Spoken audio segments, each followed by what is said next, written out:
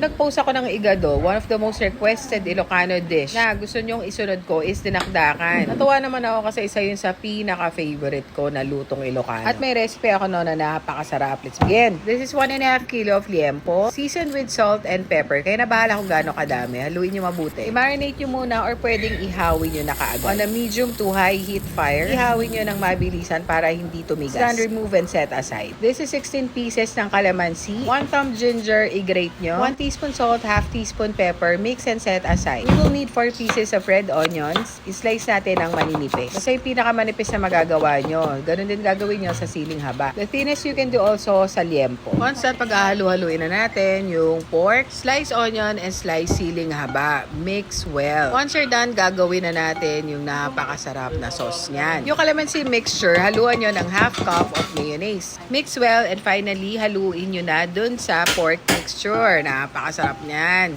And that's it. Nakagawa ka na ng napakasarap na dinakdakan. Isa na namang Filipino dish na pagmamalaki mo. Pwede mong ihanda to. Or just ordinary ulam or syempre, pulutan na rin yan. Pag meron pa kayong request na recipe ha, i-comment nyo na lang dito para makakuha ko ng idea. Share nyo to.